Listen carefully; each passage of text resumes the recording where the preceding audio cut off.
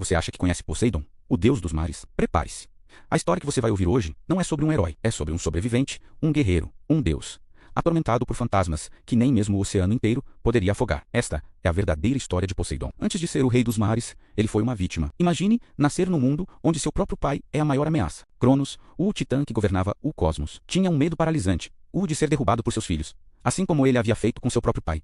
E sua solução foi brutal. Assim que seus filhos nasciam, ele os devorava inteiros, um por um. Hestia, Deméter, Hera, Hades. E, então, Poseidon, engolidos pela escuridão, aprisionados no ventre de seu pai. Apenas um escapou. O mais novo, Zeus, foi salvo por sua mãe. Rhea. Ele cresceu em segredo, longe dos olhos famintos de Cronos, alimentando um plano de vingança que mudaria o universo para sempre. Anos se passaram. Zeus, agora um deus poderoso, retornou para desafiar seu pai. Ele forçou Cronos a regurgitar seus irmãos. Imagine a cena. Um a um.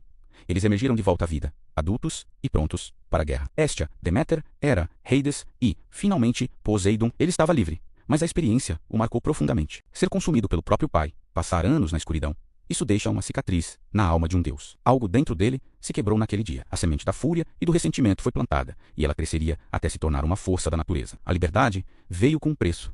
A guerra, a titanomaquia, a grande batalha entre os deuses e os titãs, abalou a criação por 10 longos anos. Foi aqui que Poseidon descobriu seu verdadeiro poder. Ao lado de seus irmãos, Zeus e Hades, ele se tornou uma força de destruição. Forjado pelos ciclopes, seu tridente não era apenas um símbolo, era uma arma capaz de partir montanhas, fazer a terra tremer e criar abismos nos oceanos. Cada golpe de seu tridente era um eco da sua fúria aprisionada. A guerra não era só sobre poder, era sobre vingança. No final, os deuses triunfaram. Cronos e os titãs foram derrotados e aprisionados no Tártaro. Uma nova era começava, a era dos Olimpianos. Com a vitória garantida, os 3 irmãos, os grandes generais da guerra, se reuniram para dividir o universo. Eles tiraram a sorte. Zeus, o líder da rebelião, ficou com o prêmio máximo, os céus e a soberania sobre todos os deuses imortais. Hades, o mais velho, recebeu o sombrio e vasto mundo dos mortos. E Poseidon, ele herdou o domínio sobre tudo o que é líquido. Os mares, os oceanos, os rios, as profundezas misteriosas. Ele se tornou o governante de um reino sem fim, cheio de vida e segredos. Mas para Poseidon, isso não parecia uma vitória, parecia um prêmio de consolação. Enquanto Zeus governava do alto do Monte Olimpo, Poseidon se sentia exilado em seu próprio reino, um domínio vasto, mas isolado. O mar é a imagem perfeita da alma de Poseidon. Vasto, poderoso, mas raramente em paz. Ele olhava para o céu e via o trono de seu irmão mais novo. A inveja e o ressentimento começaram a borbulhar. Ele se sentia inferior, preso a um reino que nunca dormia, um reino de caos constante. E essa frustração se transformou em fúria. Uma fúria que não ficava contida sob as ondas. Quando a raiva de Poseidon explodia, o mundo inteiro sentia. Terremotos rasgavam a crosta terrestre, abrindo fendas gigantescas. Cidades costeiras eram engolidas por tsunamis monstruosos. Frotas inteiras de navios desapareciam sem deixar vestígios, arrastadas para o fundo do mar. Ele não era apenas o deus dos mares. Ele era o abalador da terra, um título que todos temiam.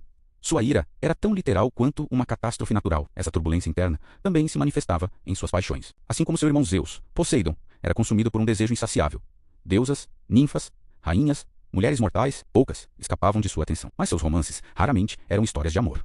Muitas vezes eram atos de poder e dominação. Ele perseguia, enganava e tomava o que queria, sem se importar com as consequências. E as consequências eram terríveis. Suas uniões davam origem não a heróis, mas a monstros e figuras trágicas. O cavalo alado Pégaso e o gigante Crisaor nasceram do sangue de Medusa após ele a ter violado no templo de Atena.